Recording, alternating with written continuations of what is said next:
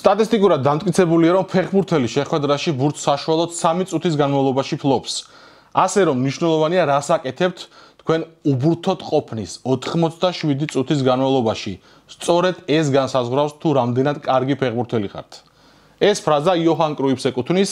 დღეს ჩვენ მსოფლიოს საკლუბო ჩემპიონატზე ვისაუბრებთ. გუშინ ფინალი შედგა ჩელსიმ მოულოდნელად ჩემპიონთა ლიგის მოქმედი გამარჯვებული პარი სენ-ჟერმენი გააცამტვერა მარესკას ფეხბურთელებმა გვაჩვენეს თუ როგორ შეიძლება იდეალურ ფიზმომზადებას პლუს ტაქტიკა აი ამ შერწყმით ევროპის საუკეთესო გუნდს, სოფლიოს საუკეთესო გუნდს ასე უშანსოდ მოუგო.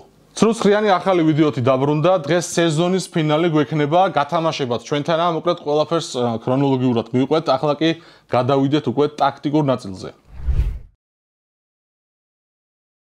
ფეხბურთში დიდი მნიშვნელობა აქვს ყოველთვის მოტივაციას და ასევე რამდენად მომხდარებელი სეზონი ჩაატარდა. პარი სენ-ჟერმენს ჰქონდა თავისი არსებობის ისტორიაში ყველაზე რთული და ხანგრძლივი სეზონი, უამრავი უმაღლესი დონის შეხვედრა ჩაატარეს, თითქმის ყველას მოუგეს ევროპაში და ამ ყველაფრის ფონზე თამაშა ძალიან აწია გუნდმა და ჩელსი, რომელიც არ ვიცი ძალიან არასტაბილურია ბოლო წლებში, თავის თავს საერთოდ აღარ გავს ტუხელის მოგებული ლიგის შემდეგ და ძალიან ფავორიტად ითვლებოდა კოულ პალმერმაც ახსენა თამაშის შემდეგ, რომ აი ცოტა ისე ნიშნის მოგებით აღნიშნა, რომ ჩვენი არავის ჯეროდა და ყველას მოვაკეტინეთ ხაო და ფეხბურთში ასეთ რაღაცები ხდება, მაგრამ მარტო ეს არ არის, რა თქმა უნდა, სირბილი და მოულოდნელობა. თავარი არის ტაქტიკა, გადავიდეთ ტაქტიკურ მონაკვეთზე ახლა და მარკინიოსის მატჩის შემდგომი კომენტარი მინდა ეხლა პირველ რიგში განახოთ. ძალიან ნიშანდობლივი არის ეს, იმიტომ რომ როდესაც ჩემპიონთა ლიგას მოიგებს გუნდი თავარი სამიზნე ხდება მეორე დღიდანვე ყველასი. ისევე როგორც ავი სოფლიო ჩემპიონი ხდება ნაკრები, ხო, სანაკრებო დონეზე ეგრე არის. ყველას უნდა რომ შემდეგ დაგამარცხოს, პირველი იყოს, ვინც მოგიგებს. შეგისწავლიან, დაგიმუღამებენ და შენ მე იზოლებული ხარ, რაღაც ახალი შემატო შენს არსენალს, ტაქტიკას და ცოტა გადაიწყო. თორე მარტივად ჩაქრები და ერთ სეზონიან გუნდად იქცევი. აი მარკინიოსმა უკვე აქეთკენ მიანიშნა, რომ მეტოქეებმა დაიწყეს მათი ტაქტიკის დამუღამება. ჩელსის ფეხბურთელებმა კარგად იმუშავეს. ჩვენი სისუსტეები შეისწავლეს და ტაქტიკური თვალსაზრისით პირველ ტაიმში საგრძნობლად გვაჯობეს, რის გამოც გონზე მოსასვლელად დიდი დრო დაგვჭირდა. ვფიქრობ, რომ მთავარი სირთულეები ახლა გვეწყება, რადგან ყველა გუნდი შეგვისწავლის და ასევე შეეცდება პარი სენ-ჟერმენის წინააღმდეგ ასპარეზობას. როგორ გაართმევს ამ ყველაფერს თავს ლუის ენრიკე? ამას უკვე სექტემბრიდან ვნახავთ, მოდი ახლა დავიწყოთ, როგორ გაიარა ეს ტურნირი პარი სენ-ჟერმენმა და რთული მატჩები ბაიერნს შეხვდა, რეალს შეხვდა, ძალიან საინტერესო ოჯახები ჰქონდა, სადაც ველოდით რომ დაიძაბებოდა სანახაობას ვიხილავდით, დაიძაბებოდა, პირიქით მოხდა, ძალიან ადვილად მოიგეს და ბოლოს ასე ჩამოიშალა ეს მთელი წლის ნაშენები გუნდი. რა და როგორ იყო, ეხლა დავიწყოთ უკვე ვიდეო ანალიზი.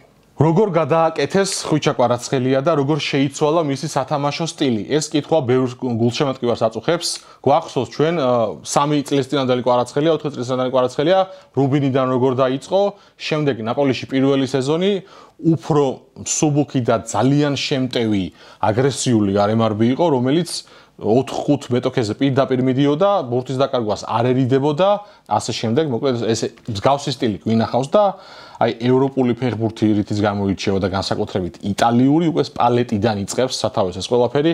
დაცვაში თამაში მაგრად დაახვეწინა, დაამოავინა ხვიჩას და სრულყოფილი მრავალფეროვანი გარემარბი მივიღეთ კვარასგან, რომელიც მუშაობს გუნდზე, ძალიან დიდ ენერგიას ხარჯავს დაცვაში თამაშით.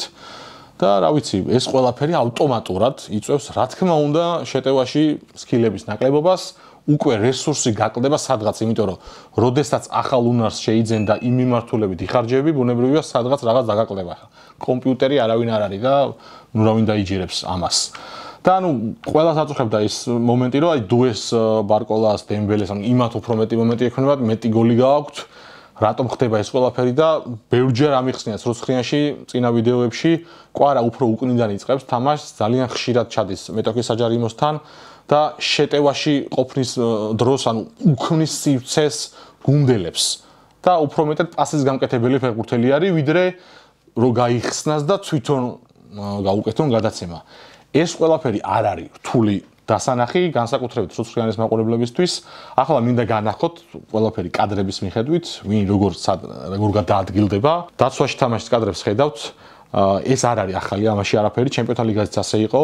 ლივერპულთან, არსენალთან, ყველასთან, ინტერთან გვახსოვს დუმფრისის და ყველანაირის ცნობილი კადრი მსოფლიო საკლუბო ჩემპიონატზეც ასევე იყო და ძალიან ნიშანდობლივია უკვე პარალელურად რა ხდება ამ დროს საპირისპირო ფლანგზე ხო ხან ბარკოლა დგას ხან დუე მინდა განახოთ მორიგი კადრი როგორ მისეირნობს საერთოდ ანუ ვერ ვიტყვი რომ ზერელე დამოკიდებულება აქვს და მწვრთნელის ნათქვამი ფეხებზე კიდევ ეგეთი რამ გამორიცხულია ლუის ენრიკეს გუნდში იმდენად ხისტი დამოკიდებულებით გამოირჩევა თვითონ ენრიკე და ნუ ბარკოლა მისეირნობს იმიტომ მისეირნობს რომ არ შედის ეს მის დავალებებში დაცვაში ჩავიდეს და იქ ჰაკიმი დააზღვიოს და ასე შემდეგ და ირბინოს საჯარიმოს ხაზთან ამას მის ნაცვლად უკვე საყრდენები აკეთებენ ანუ ფლანგის ცველის გადაზღვევას იგივე საკეთებს დუეს და ძალიან საინტერესო ეს კადრი მთლიანად მაინტერესებს რომელიმე თქვენგანმა თუ ნახა კვარამ რომ ბაპეს ბურთი ართვა და წამოიღო ეგ მომენტი ხო ყველა ნახეთ ეგ 10 წუთიანი აი 10 წამიანი მონაკვეთი და როგორ დაიწყო ყველაფერი ეგ კადრი მინდა განახოთ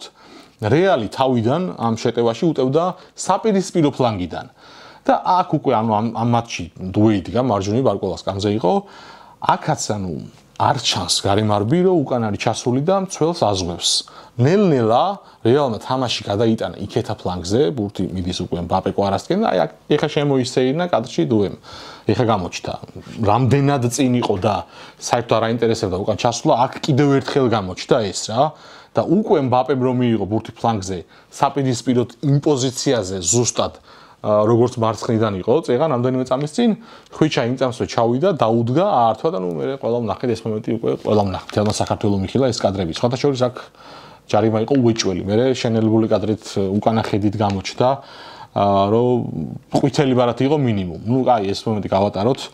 ეხლა ნაკლებად მნიშვნელოვანი არის.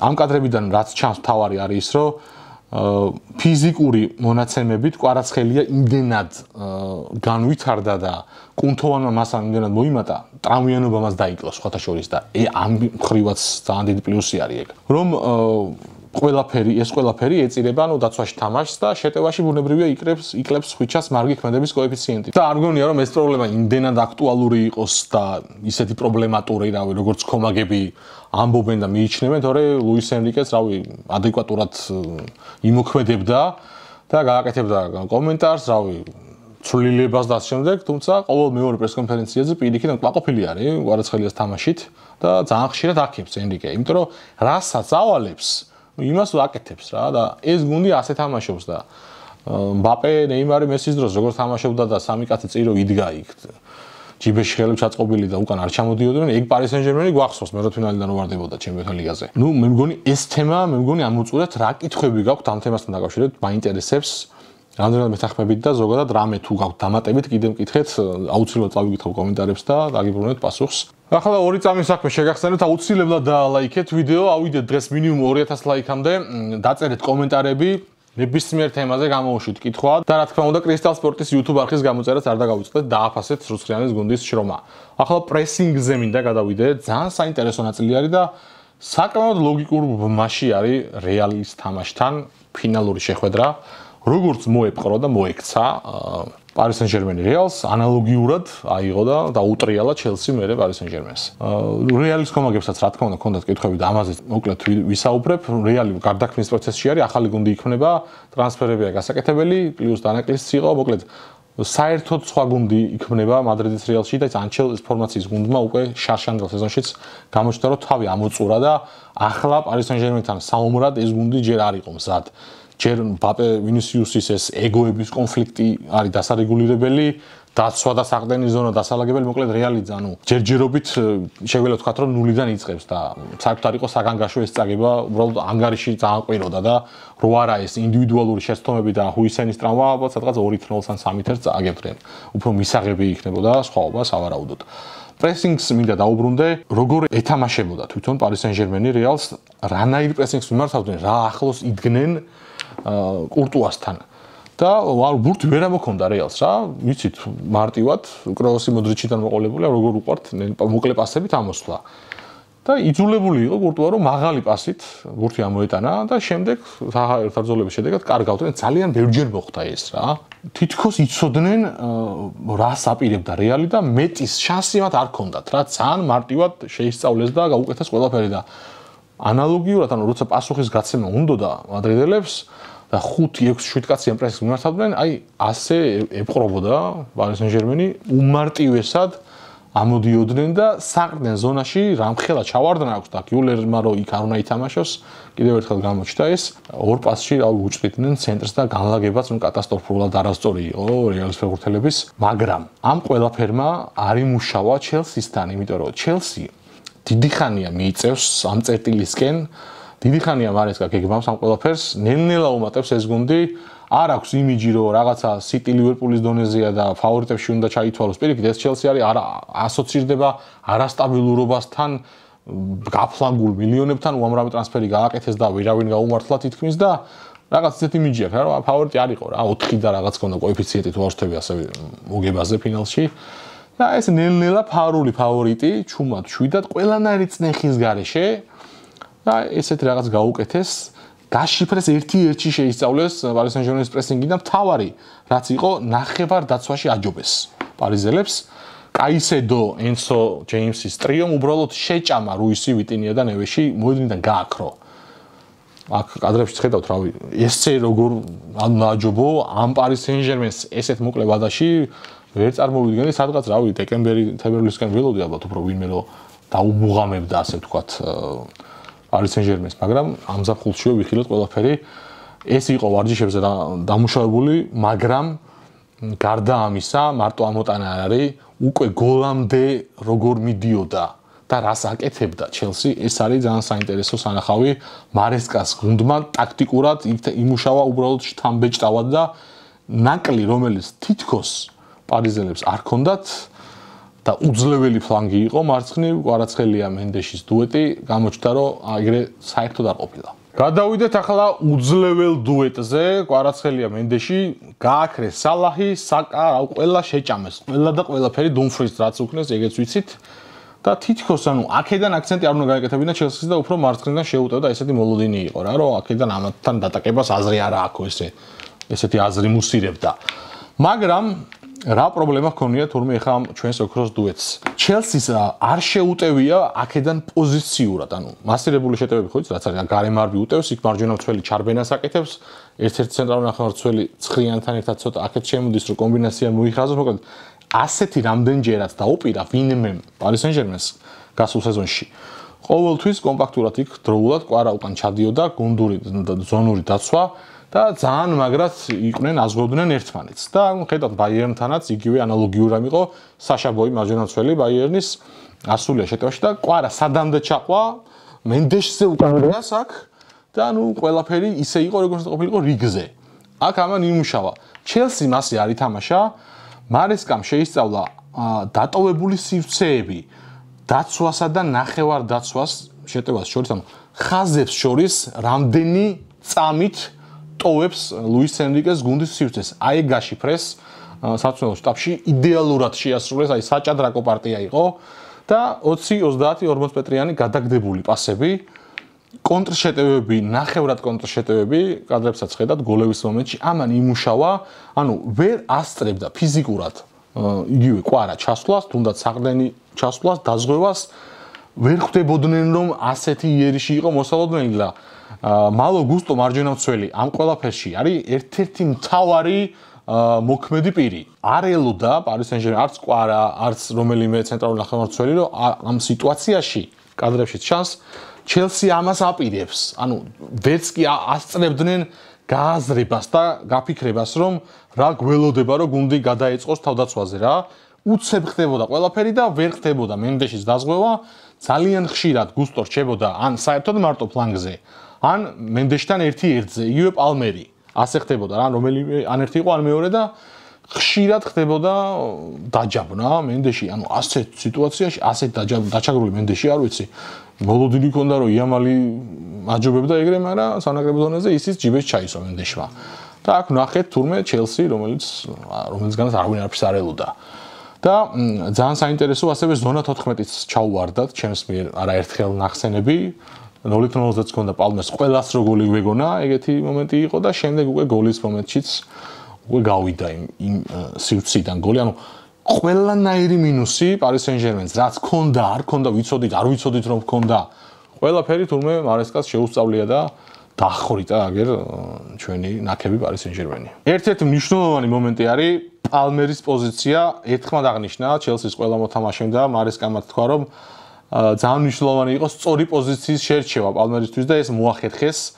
ანუ კოულ პალმერი არის მთავარი ოქროს ბიჭი Chelsea-სთვის განსხვავების შემქმნელი ფეხბურთელი მოედანზე და ძალიან არასტაბილური იყო გვახსოვს და ანუ ხან 11 ნომერზე იყო, ხან 10-იანზე, ხან მარჯვენა გარემარბად, ანუ ოქროს შუალედი მოუძებნეს 4-3-3 თამაშობდა Chelsea, მაგრამ სუფთა გარემარბს არ თამაშობდა პალმერი და ამაში ლომის წილი შეიტანა გუსტომ ძალიან წინა დიოდა მარჯვენა მცველი ფაქტობრივად გარემარბს თამაშობდა მეტწილად და პალმერი ამ დროს აი მოედნის ცენტრში ოდნავ მარჯვენა სივრცეში საჯარიმოს ხაზიდან რაღაც მოედნის ცენტრამდე აი ამ არეალს ფარავდა და ძალიან კომფორტულად გრძნობდა თავს თითქოს შეუმჩნეველი იყო არსად ჩან და უცებ მე გამოხდებოდა ბურთთან ერთად და ნუ საგოლე მომენტებს ქმნიდა მესამე გოლიც ასეთ სიტუაციას მოყვა აქაც არავინ ელოდება Paris Saint-Germain-ის მხრიდან რომ რაიმე ძალიან მწვავე იერის წამოიწყებს Chelsea კვარა აგერ აპრესინგებს წინ უკან პასს აკეთებენ თითქოს უკან დაიხიეს ანუ მაღალ პრესინგს თამაშობდა Paris Saint-Germain-ი და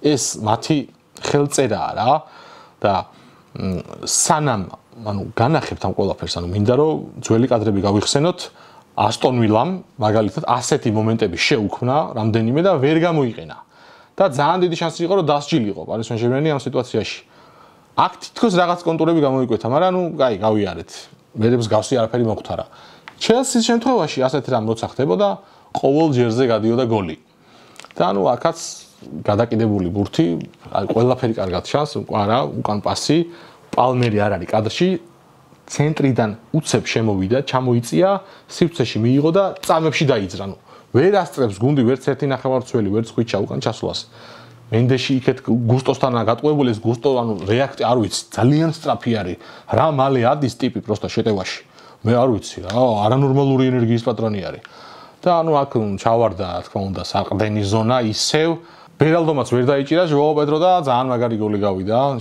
შედევრი იყო კლასი ძალიან დახატეს ყველაფერი შესრულდა იდეალურად ასე გაშიფრო ლიგის მოქმედი გამარჯვებული ნუ არ ვიცი ბრავო უბრალოდ აპლოდისმენტებს იმსახურებს Chelsea თავარია რამდენ ხანს გასტანს მათი ეს სტაბილურობა და წინსვლა ეგ არის თავარი რა და საინტერესო იქნება როცა მეორედ გადაიყრებიან Paris Saint-Germain-ს აი მე უკვე რა მოხდება და როგორ პასუხს გასცემს Luis Enrique ახლა ორი სიტყვის გელას ძმას მინდა შევიხო გელადუეს ძმას დეზირე დუეს რომელსაც 0-0-ზე გადამწყვეტი მომენტი ჰქონდა შეგვიძლია ვთქვათ 100%-იანი საგოლე შანსი მე კიდე ჰქონდა შანსი და ძალიან საინტერესო მარი აი ამ ორ მომენტს შორის და რაში მდგომარეობს ყველაფერი დუეს ყველა უწუნებდა მათ შორის მეც იყო კრიტიკა რომ ეგოისტი მოთამაშე არის და ხშირად თავის თავზე თამაშობს არის შოუმენი და პასებს საკმაოდ ხშირად არ გასცემს და ამ შემთხვევაშიც რავი არავინ ელოდა ალბათ აქ პას პირიქით დასარტყმელი ქონდა უნდა გაეტანა იდეალური შეტევა დაიხაზა აქ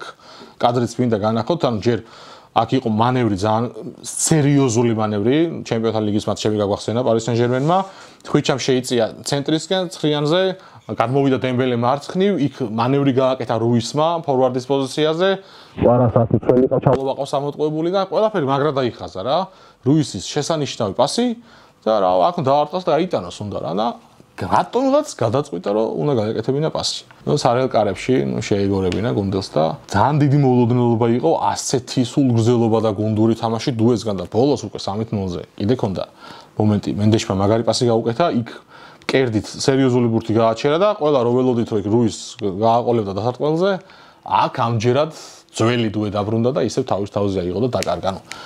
რაღაცა ამოვარდნები აქვს რა გონებაში ამ ფეხბურთელს პირიქით იქცევა ხოლმე პასზე ურტყავს დასარტყმელზე პასს აკეთებს იმედი მაქვს რომ Paris Saint-Germain ტრანსფერს გააკეთებს ზაფხულში იმიტომ რომ რაც მარკინიოსმა თქვა თავში რაც გაჩვენეთ ნელ-ნელა იწყება შესწავლა ჩემპიონთა ლიგის მოქმედი გამარჯვებულის და სადაც მარესკამ გააკეთა იქ რა მონსტრები გველოდება სეზონი რო დაიწყება და ვინ როგორ შეისწავლის მოქმედ ჩემპიონს კარგად ვიცით და უეჭველი გეგმა ბეჭირდება ენრიკეს თადარიქში ბარკოლა და რამოში არ არის საკმარისი და ნუ მოკლედ ფული რო აქვთ ეხლა ხელა იფის ეგ ყველაფერი ვიცით რა.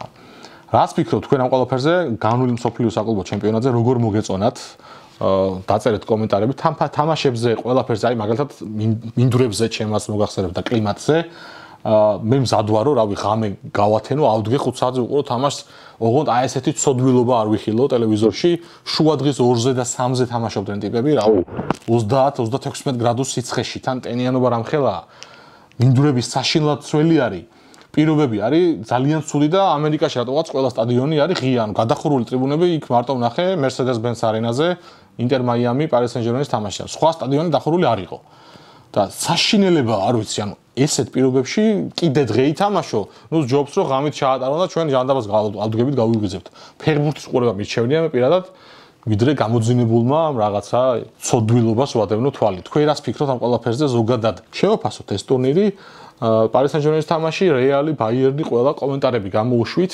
ახალ სეზონსაც შეეხება ამასაც უცებად შევეხები მე პირადად მაქვს საკმაოდ ესეთი სერიოზული მოლოდინები რომ ინგლისიდან Arsenal-ს ეყოლება საოცრად ძლიერი გუნდი უკვე ამ სეზონში, იმიტომ რომ ტრანსფერები გააკეთეს საკმაოდ სწორი, მარტო გიოკერეშის შეძენა რა დღის, ცხრიანი როგორ აკლდა და რამდენ ხანს რატო ვერ ყიდულობდნენ ამ ხელა ფულის პატრონი გუნდი ვერ ხვდებით, თან ინგლისში არანაირი შეზღუდვა არ არის.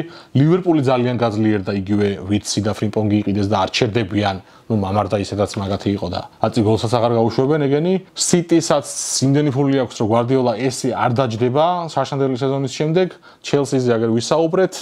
რეალი მშენების პროცესშია, ნუ ბარსელონა არსებული ფულის დახარჯვის უფლებას როდესმე თუ მისცემენ შეიძლება ბარსაც გაძლიერდეს ამაზე მოგვიანებით ვისაუბრებ თქვენ ვითვლით მომდევნო სეზონში ყველაზე საინტერესო გუნდად სამი მათგანი დაასახელეთ კომენტარებში დაწერეთ და რა თქმა უნდა დღევანდელ ვიდეოსთან დაკავშირებით რა აზრის დარჩით რას ფიქრობთ ჩემ ანალიზს ამდენად ეთანხმებით რამე ხო არ გამომჩა ეგეც დაწერეთ ყველა კომენტარს გავეცნობთ და დაგიბრუნებთ პასუხს ახლა შეგახსენებთ რომ უეჭველი უნდა დაალაიქოთ დღევანდელი ვიდეო გამოიწერეთ Crystal Sport-ის YouTube არხი და სანამ გათამაშებაზე გადავიდოდე ქართულ გუნდებს მინდა წარმატება უსურვო გორის დილამ და ქუთაისის ტორპედომ პირველი წრე კონფერენს ლიგაზე პირველი წრის მატჩი ძალიან ისე მოულოდნელად ჩვენთვის და მაღალ დონეზე ჩაატარა ორივე მოიგო რაღაცა პატარა იმედის ნაბერწკალი გაჩნდა ჯერ ძალიან ადრეა რა თქმა უნდა რამე დასკვნებზე საუბარი და მოლოდინებზე იმედია მინიმუმ 1 ეტაპს გადავლახავთ და რავი, შემოგეველოთ ჩემი თავი ცრუცხრიანი, აგერ არის ოღონდ ვინმე რამე ქნას ქართულმა კლუბებმა და მზადვა რომ ეგრევე თუნდაც სადმე ქალაქგარეთ ვიყვან ქვეყნის მიღმა ვიყო წასული შვებულებაში, რავი, ეგრევე ჩამოვალ და ჩავწერ ვიდეოს, ოღონდ ერთხელ რამე 2004 წლის მერე არსად ყოფილვართ, არ ვიცი. ეგ უჩადეს დინამოს შემდეგ და წარმატებები კიდევ ერთხელ ქართულ გუნდებს საინტერესო იყო რაც ვნახეთ და უფრო მეტის მოლოდინი გვაქვს. მეტი გვინდა ველოდებით შეხვედრებს. ახლა რაც შეეხება გათამაშებას, რომელიც კვლავ ზალაში არის, როგორც კი დღევანდელი ვიდეო 2000 ლაიქსი ავა, იმ წამს რო ჩაირთვება გათამაშება, დაწერეთ კომენტარები, დაფიქსირეთ კომენტარებში და შემდეგ 30 თქვენგანს შევარჩევ საინტერესო კომენტარებს და 30 თქვენგანი მოიგებს თქვენთვის სასურველ მაისურს რეტრო სახლის ძალიან მაგარ მაისურებს. თანამედროვე რეტრო ნებისმიერი კლუბი ნაკრების სულ ერთია. მოკლედ დაფიქსირეთ კომენტარებში, დაალაიქეთ დღევანდელი ვიდეო აუცილებლად და Crystal Sport-ის YouTube არხის გამოწერა არ დაგაუწყდეთ. ნაკლები ყურება და ნაკლები მაყურებელი გამოწერის გარეშე. დააფასეთ ჩემი და ჩემი გუნდის შრომა. დიდი მადლობა ყურადღებისთვის და ცრუცხრიანი უკვე ახალი სეზონით ძალიან მაგარი ვიდეოებით დაგიბრუნდებათ. აბა მაგრად.